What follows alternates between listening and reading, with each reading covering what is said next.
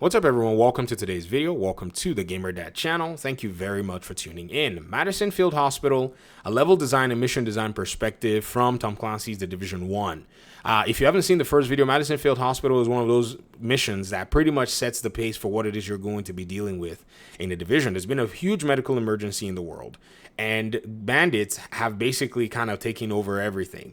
So all of the makeshift infrastructure, like this particular place, this is basically Madison Field Gardens where they do events, play games, but this seemed to have been used as a medical response center. It appears now, according to the lore, that the rioters have taken on this spot and are trying to cause trouble. So what your mission is simply to go in and rescue Dr. Jessica Kendall. She's going to pretty much influence a huge portion of this particular game. This is a centrifuge. She's gonna influence a huge portion of this game, and more than likely is there to help you in order for you to level up. So there is a tie into this that your character is gonna be going in here. This has been radioactively poisoned in a sense. This is like contaminated in some regard. This has been quarantined, in a sense. So you need to have a filter to go in here. But this character is already like way leveled up. All right, let's continue the mission. We're now upstairs, and we're gonna pretty much deal with all of the madness. Now, this down here, you can't go to. It may still be the mission, honestly. I thought you would unload it, or it may be a picture of the mission. It may be an HDR of some kind. I don't know how they're doing it, man, but, these developers, they have all kinds of tricks that they use. Okie dokie. So, you walk in this door. You open up this door, and the lighting is kind of ominous in a sense. It's telling you something. Remember, if you watched the first video, when you walked into this event center, if you notice, over there is well lit. Over here, poorly lit. You walk in this way, and you are the focus of everything going on. And then the enemies are here. They're in an insidious location. This is level design storytelling. It's wild, bro. You finally fight them. The lighting, is back to normal. But now you're up here, and guess what? They are the center of focus. The hostages and the NPCs that are holding them, that you now have to rescue them from.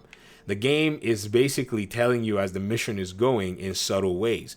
Now, because of the way the Division is, they have to spell it out. A game like Elden Ring did not need to do that because the game wanted you to explore. The Division's exploration is in the world. Inside of the missions and the levels, the objectives and the directives, and the way the game is actually designed, being kind of a militaristic spec ops, or maybe say agent activated style mission, whatever, it needs to be objective driven. So those objectives need to be shown up on your shade watch. So this is not a violation of player agency in any sense. This is just the game basically doing what it's set out to do as a title. So that's definitely something that this game nails down very well. I think this was something that really brought in a lot of people to the Division when they actually picked it up and tested it out. So now you have this interesting conundrum. It's me against the other guys with a natural barrier. That's between both of us. I'm not able to go there. They're not able to come here, and it's also basically another whole mission marker in a sense, like a quest marker. I've taken out all these enemy NPCs. I'm making my way down here, and I am gonna open this door. And once I open this door, it triggers a whole different thing. I see Jessica Kendall. Now I gotta talk to her. So go talk to Jessica Kendall. Objective reached. You say, okay, Jessica Kendall, what's going on? Okay, go hide. The bad guys, they are coming. Now you got to protect her. Let's see. Oh, I thought that was an explodable thing. Ooh. Let's see. I don't want these guys. There we go. That's what I wanted. I wanted to stop them all. Hey, line up, line up, line up, line up, line up. Line up and take your shots. Look at me shooting in this game, bro. This is terrible.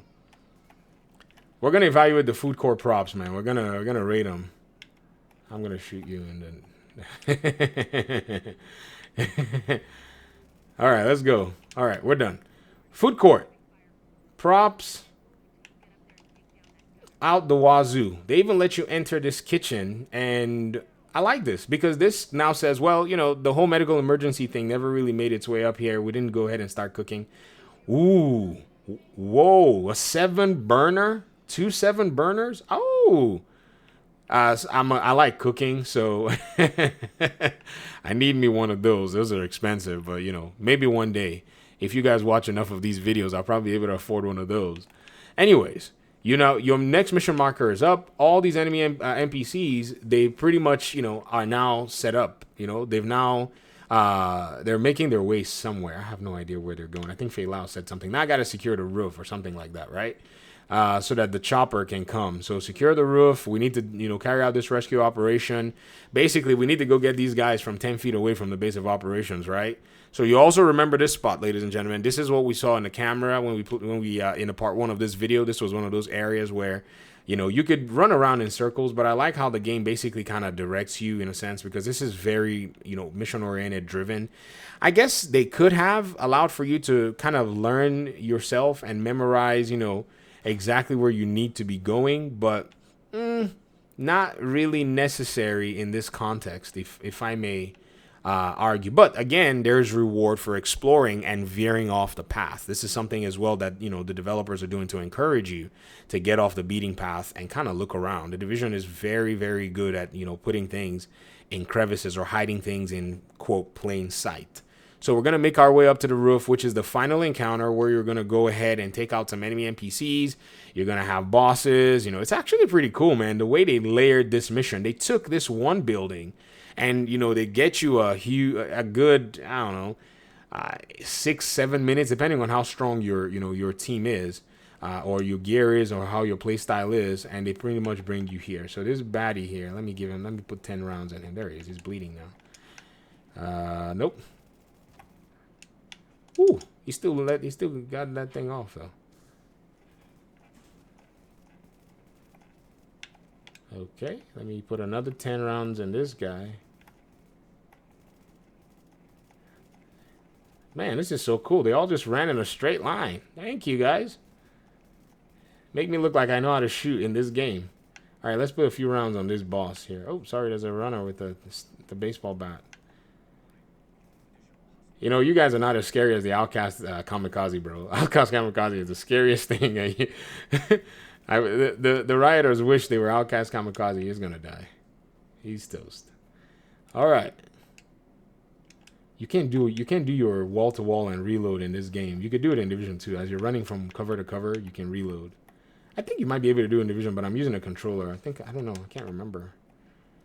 And so, you know, the way this is actually done, it's open area. Everyone's on level ground. Everybody's got cover, and you're able to see everybody, you know, right in front of you. The skyline is actually pretty cool. You see these big tower meshes. They're basically like HDR pictures or something. You can't make your way to them.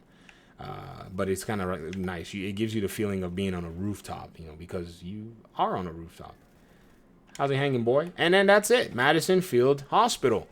Very, very solid mission that is actually, in my opinion, well done for the Division itself. I wish I could get up here, but, you know, you can't. So basically, you know, you can see this, you know, you can see this area of New York, of the map. And the mission basically kind of loops you around, like, you know, traditional Division mission structure. You basically get yourself to the end, and then that's it.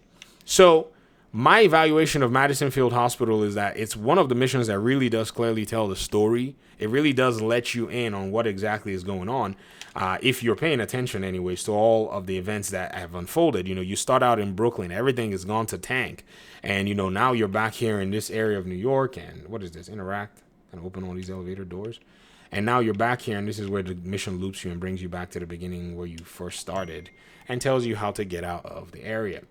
All right, gentlemen and ladies, thank you so much for watching the video. I really appreciate you guys' time and audience. I'm happy to do this for every mission in the Division if you guys will let me. And let me hear your thoughts in the comment section. Thanks once again for watching, and hopefully we'll talk pretty soon in another one. Peace out.